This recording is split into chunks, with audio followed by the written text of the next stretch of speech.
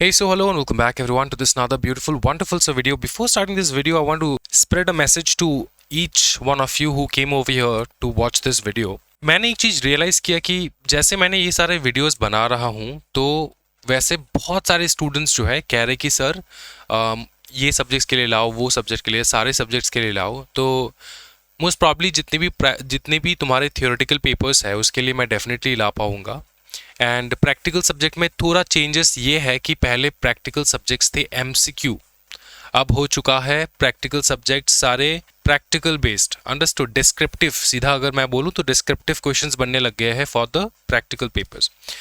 Now I can't use the data of the MCQ papers and use it for predicting the question paper for the practical descriptive papers. Understood? So ये तुमको समझना होगा. So bringing CAFM and tax law, it's very very difficult and it is actually not suitable for us to follow such kind of strategy for that two paper. Understood? Yeah, you have to understand this. ठीक है?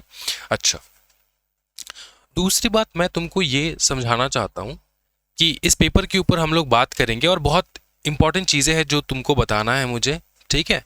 तो उसके पहले एक बार ये चीज़ सुन लो।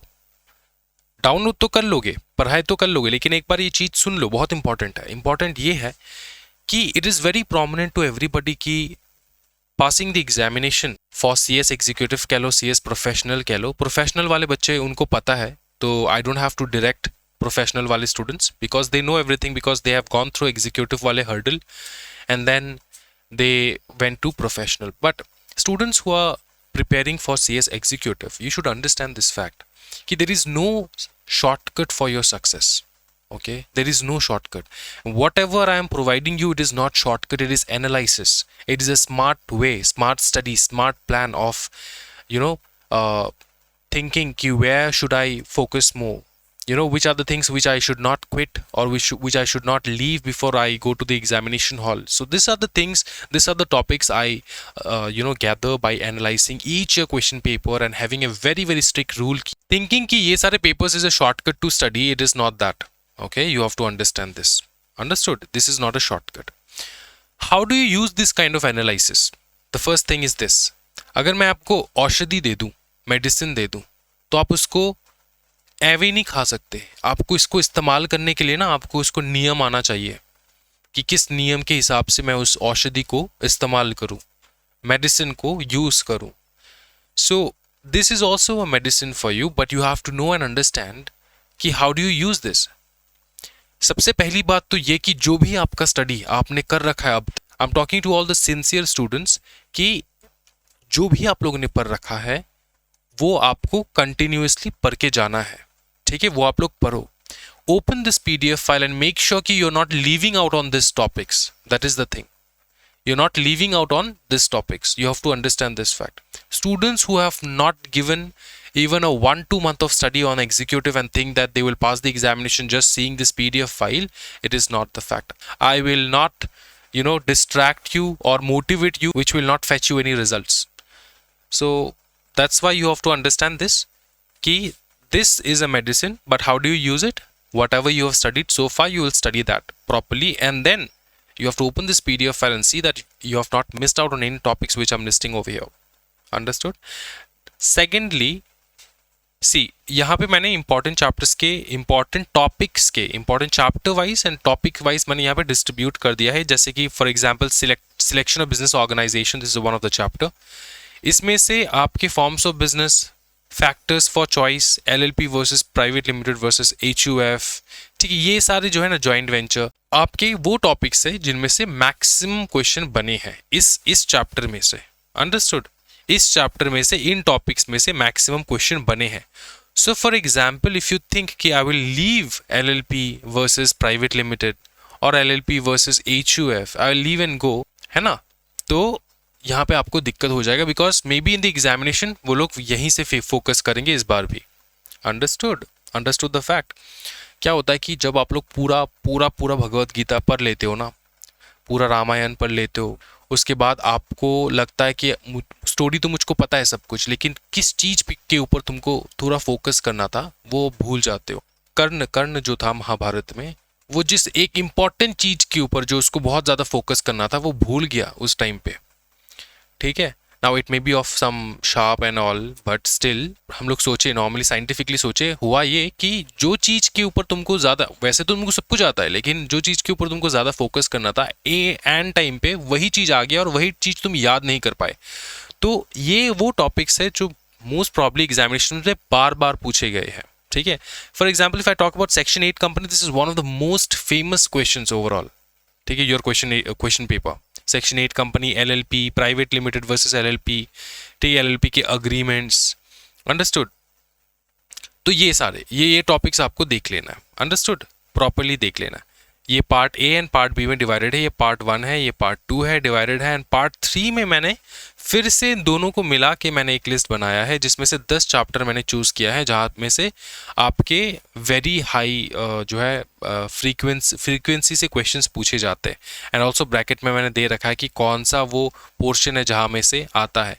सो make sure even if you are leaving something, you make sure you don't leave this topic, okay, whatever I've mentioned over here. Now students who are super bahubali type of students who do not believe in such kind of important questions or focused area questions, they can use this PDF to go through कि कौन से term में क्या question पूछा गया है and make an analysis by themselves, okay। जैसे कि 2025 के टर्म में क्वेश्चन 1A में ये वाला क्वेश्चन आया था, इस टॉपिक में से क्वेश्चन आया था, ये वाला चैप्टर था, ठीक है। अब मैं तुमको और एक चीज़ बताता हूँ। एसबीआईएल में एक इंटरेस्टिंग चीज़ ये है ना कि आपको यहाँ पे जैसे चैप्टर एंड एरिया आपको दिखेगा ना, आपको दिखेगा companies act. I'll give you a guarantee when you open the SBIL question paper, you will feel कि यार ये तो कंपनी लॉ का क्वेश्चन पूछ रहे हैं इन लोगों ने, ये तो कंपनी लॉ से क्वेश्चन पूछ रहे वो लोग। तो एसबीआईएल के जो 40% क्वेश्चंस बनते हैं ना, वो एकदम direct to direct company law के क्वेश्चंस बन जाते हैं। आपको लगेगा तुम कंपनी लॉ की एग्जामिनेशन दे रहे हो एसबीआईएल में, अंडरस्टूड। सो इसलिए आपको दिखेगा यहाँ पे कंपनीज एक्ट मैंने लिख रखा है, because actually it is focused from companies act, but it is also from a particular chapter from SBIL, लेकिन ये कंपनीज एक्ट के कंसेप्ट है, अंडरस्टूड। तो कंसेप्ट वाइज मैंने लिख रखे कौन से कंसेप्ट्स है, ये है तुम्हारे कंपनीज एक्ट 2013। अब तुमको फेमा दिखेगा यहाँ पे, तुम सोचोगे यार ये फेमा कहाँ से आ गया एसबीआईएल में। तो तुम अगर ये देखोगे ना, ये वाले टॉपिक ब्रांच ऑफिस, अगर तुम ब्रांच ऑफिस में फोकस करोगे ना, ब्रांच ऑफिस, लिसन ऑफिस, इसमें फेमा के अप्रूवल्स एंड टॉपिक्स है, understood. So it is not all about ECIPL, ठीक है, it is also there in SBIL। FEMA के टॉपिक्स हैं, और फेमा के ये वाले पोर्शन से टॉपिक्स जो है हाईली जो है पूछे गए हैं, और प्रोसीजरल क्वेश्चन पूछे गए, प्रोसेस पूछे गए, कैसे होता है।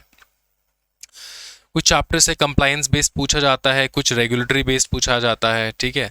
तो ये भी मैंने यहाँ पे मेंशन कर रखा है, just to go through it, okay. तो ये हाई, वेरी हाई करके मैंने यहाँ पे बता रखा है, you go through it and make sure कि you do not skip any of the topics from here, okay. And यहाँ में से यूल गेट एन आइडिया कि एवरी ईयर के क्वेश्चन पेपर में कौन से क्वेश्चंस, कौन से एरिया है जहाँ से ज़्यादा क्वेश्चंस पूछे गए हैं। You can analyse this and then use it for your preparation for your December 2025। It's just October at the moment, you have a lot of time, you can use this, ठीक है।